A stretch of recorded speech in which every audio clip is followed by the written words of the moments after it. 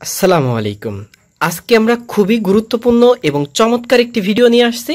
আজকের ভিডিওটা দেখার পর আপনারা খুবই সহজে নিজেরাই কিন্তু আপনাদের কম্পিউটারে হার্ড ডিস্ক অথবা এসএসডি লাগাইতে পারবেন। আর যারা পুরাতন পিসি ইউজার আছেন, যেমন বিশেষ করে আমি আপনাদের যে পিসি দিয়ে কাজ শেখাচ্ছি এটা কিন্তু একটা পুরাতন পিসি।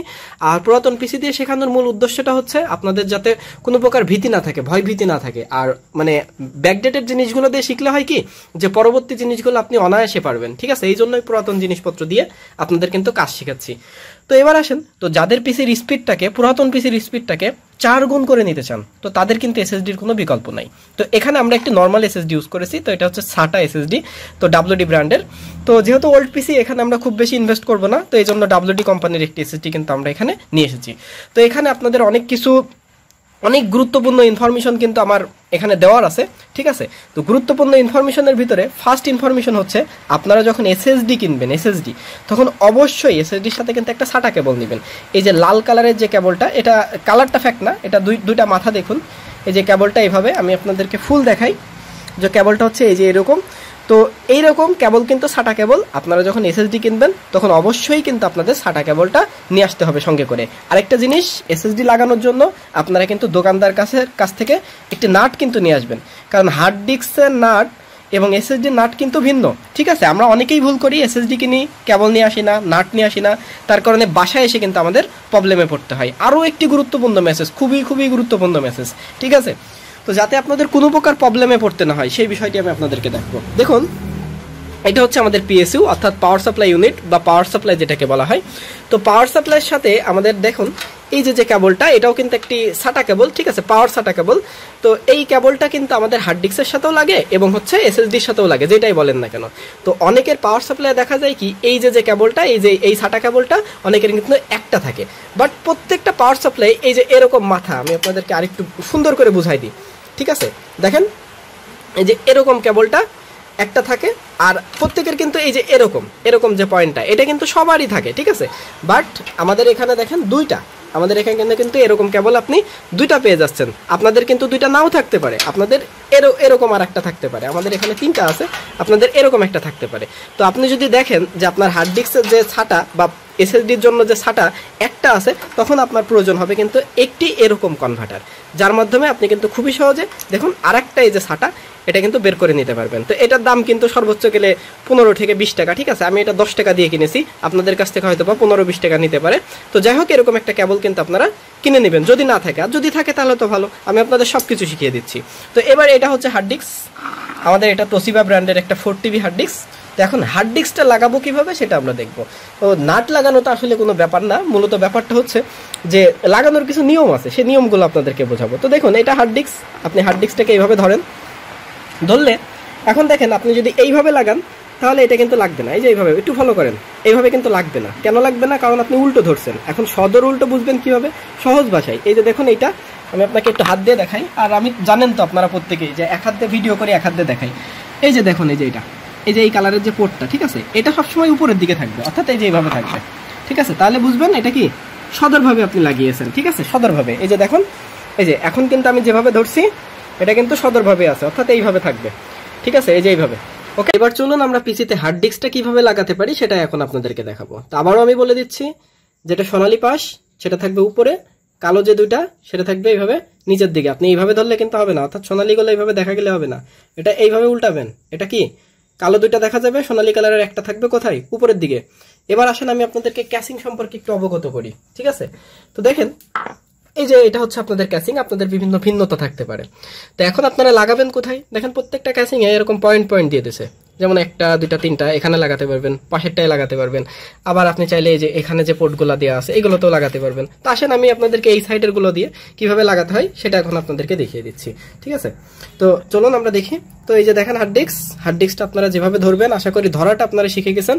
তো এরপরে এই যে এটাকে সুন্দর করে নিচের দিকে এইভাবে দিবেন, দেওয়ার পরে একটা পয়েন্ট, একটা ঘাট, দেখেন হার্ড ডিস্কের কিন্তু 3টা ঘাট থাকে। দেখেন 3টা ঘাট থাকে কিন্তু, এই যে ফার্স্ট একটা, সেকেন্ড একটা, থার্ড একটা। ঠিক আছে, 3টা ঘাট থাকে, একটা ঘাট ছেড়ে দিতে হবে, অর্থাৎ আমাদের লাগাতে হবে লাস্টের 2টা। ঠিক আছে, তো এই যে আমরা এখানে এটাকে সুন্দর করে ভরে দিব, দেওয়ার পরে এই যে দেখুন আপনারা একটা ঘাট কিন্তু বাদ দিছি, এখন থাকলো কয়টা? 1টা 2টা। তো 2টাকে একটু সুন্দর করে আপনারা আগে কি করতে হবে? আগে এটাকে বসিয়ে নিতে হবে। এরপর আপনাদের যে নাট আছে নাট দুইটাকে সুন্দর করে টাইট করে দিবেন।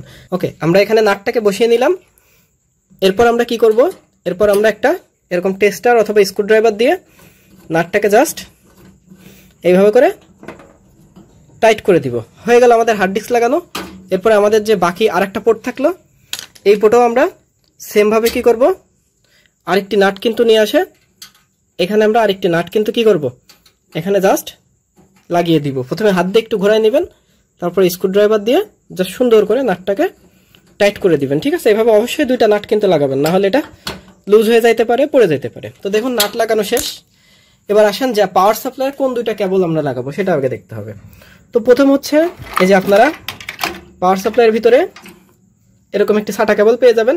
ঠিক আছে, এই কেবলটাকে প্রথমে কি করবেন, প্রথম কাজ আপনি দেখেন এই যে হার্ড ডিস্কের সাথে দুইটা জিনিস দেওয়া আছে, এটা এটা।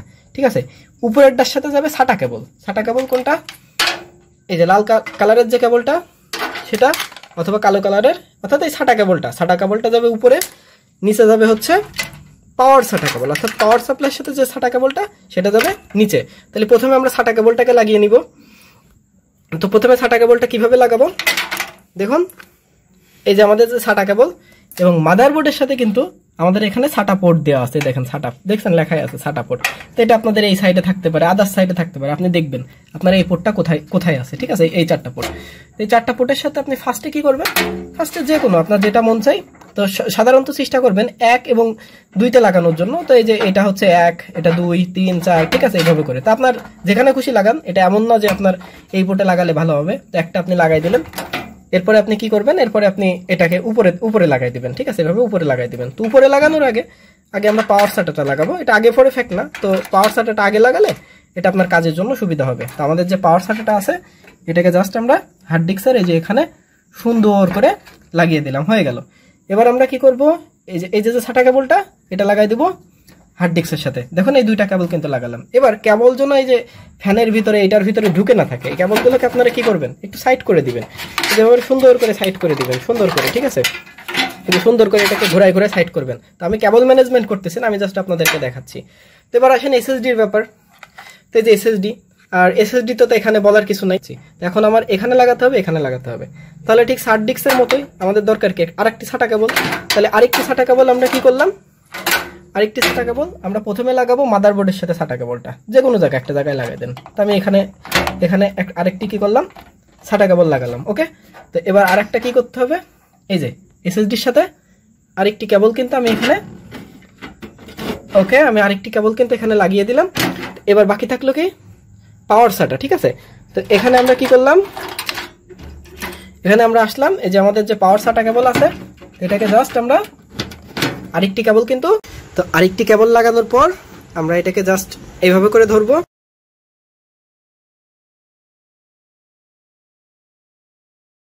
তারপর এখানে আপনারা কি করবেন, জাস্ট নাটটি লাগাই দেবেন। আর আমি মনে করি নাটটি লাগানো দেখানোর আপনাদের কিন্তু কোনো প্রয়োজন নাই। ঠিক আছে, তো আশা করি আজকের ভিডিওটা আপনারা যারা দেখছেন তারা বাসায় বসে খুবই সহজে নিজেরাই কিন্তু হার্ড ডিস্ক এসএসডি লাগাইতে পারবেন, কোনো প্রকার ঝামেলা ছাড়াই। তো আপনাদের অসংখ্য ধন্যবাদ আমার ভিডিওটি দেখার জন্য। পরবর্তী ভিডিও দেখার আমন্ত্রণ জানিয়ে আজকের ভিডিওটা এখানেই শেষ করলাম। আসসালামু আলাইকুম।